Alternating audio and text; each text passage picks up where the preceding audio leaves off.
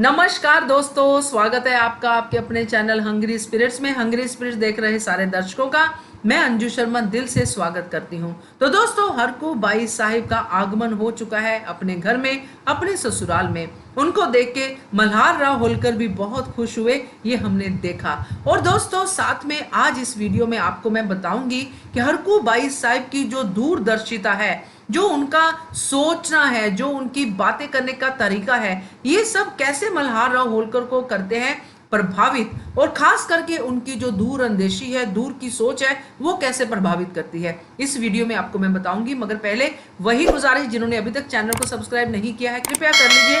साथ में दोस्तों बेल आइकन दबाइएगा ताकि आपको हमारे वीडियोस के नोटिफिकेशन मिलते रहे। धन्यवाद।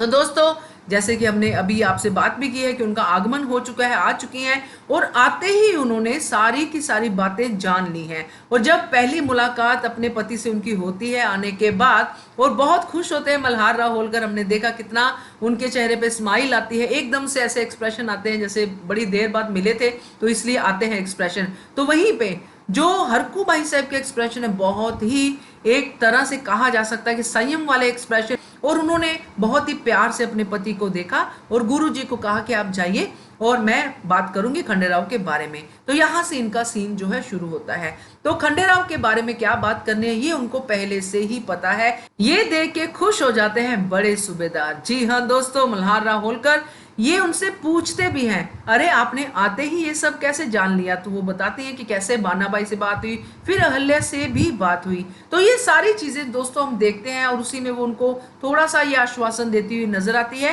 कि आपको चिंता करने की जरूरत नहीं है, अहल्या खुद अपनी समस्याओं का समाधान करेगी, मैंने उसको समझा दिया है। मगर दोस्तों, ये मुलाकात यहीं पे खत्म नहीं होती है, ये मुलाकात आगे भी चलती है, जो हमें आगे आने वाले समय में दिखेगी, जिसमें बात होती है दूरदर्शिता की, जो मैं आपसे करने वाली हूं कि कैसे हरकू बाई साहिब ने यहाँ पे अपनी दूरदर्शिता का प्रमाण दिया है। तो दोस्तों, बातचीत दोनों में हो रही है। मल्हार राव होलकर अपनी चिंता में है क्योंकि खंडेराव को लेकर चिंतित है, और इधर हरकू बाई साहिब उनको समझाने में लगी हुई है, और समझाते समझाते वो एक बात ऐसी कहती है जिसको देख के सुन के एकदम से मल्हार राव होलकर के एक्सप्रेशन खुशी और हैरानी वाले होते हैं। वो बात ये थी कि वो ये कह देती हैं कि आपने अहल्या का चयन अपने बेटे खंडेराव के लिए इसलिए किया था ना, क्योंकि आपको ये पूरा यकीन है कि अहल्या की संगत में खंडेराव सुधर जाएगा। तो ये बात सुन के वो हैरान होते हैं और खुश भी होते हैं। फिर हरकू भाई साहब कहते हैं कि अगर आपने ऐसे इस चीज को शुरू किया था तो उस संगत के लिए उनका साथ होना बहुत जरूरी है। अगर दोनों अलग अलग कोनों में खड़े रहेंगे तो साथ कैसे होगा, संगत कैसे होगी? तो अगर संगत करनी है तो उनकी दोस्ती होना बड़ी जरूरी है। तो उस दोस्ती की तरफ पहला कदम अहल्या ने अब उठाना शुरू कर दिया है। मैंने उसको समझा दिया है कि कैसे पहला कदम आगे बढ़ाना है, और उस हिसाब से जब वो चलेगी तो उनके बीच में दूरियां कम होंगी और वो दोस्त बनेंगे, और जब दोस्त बनेंगे तो संगत बनेगी, संगत बनेगी तो रंगत तो आएगी ही आएगी, और पक्की बात है कि खंडेराव में भी सुधार आएगा। तो ये आश्वासन दिया है हरकू बाई साहब ने मल्हार राव होलकर को, और वो भी कहीं ना कहीं इस बात से सहमत नजर आ रहे हैं दोस्तों। तो ये संगत का असर होगा जरूर, और ये हरकू बाई साहब के आने का असर भी होगा जरूर अहल्या के जीवन में, क्योंकि वो उसको बिल्कुल सही और दिल से साफ होके उनको सलाह मशवरा देती है। तो ये आगे जब हम देखेंगे तो हमें भी ये देख के समझ में आएगा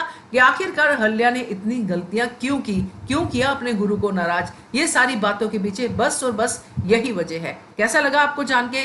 वीडियो के नीचे कमेंट करके बताइए। देखते रहिए channel hungry spirits. Thank you so much. Subscribe to our channel by clicking the subscribe button. Click the bell button and enjoy the latest uploads from our channel.